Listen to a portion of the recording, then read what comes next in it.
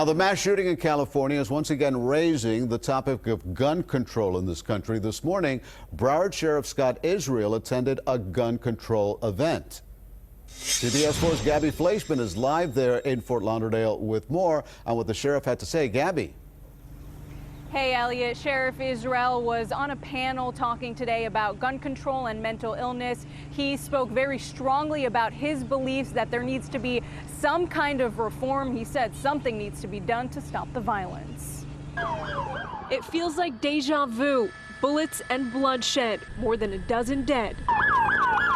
The United States is now averaging a mass shooting almost every day, a violent trend gripping the country with grief and fear, dividing us on how to put a stop to the massacres. We have a pattern now of mass shootings in this country that has no parallel anywhere else in the world. In the wake of the shooting in San Bernardino, the deadliest so far in 2015, President Obama publicly offered his condolences for the 18th time since he took office, once again calling for stricter gun laws. Common sense gun safety laws, stronger background checks. A daily news cover blasting Republican politicians who offered prayers for the victims and their families with the headline, "God isn't fixing this."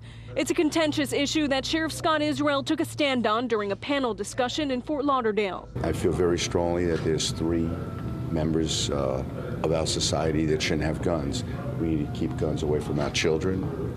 We need to keep guns away from convicted felons, and we need to keep guns away from those suffering from mental illness. While police in California investigate what motivated the three suspects behind yesterday's attack, Sheriff Israel says his team is on high alert. You hope and pray it doesn't come to your county, your cities, but you prepare. You prepare to, what can you do to stop it, and how do you respond to it? And we do that all the time. And when President Obama spoke again about the attacks about an hour ago, he said that our country needs to take basic steps to make it harder, not impossible, for people to get access to weapons. The ATF says that the 4 guns used in yesterday's attack in California were legally purchased. From Fort Lauderdale, Gaby Fleischman, CBS 4 News. Gaby, thank you for that live update. And stay with CBS 4 News and CBSMiami.com for continuing coverage of the California mass shooting.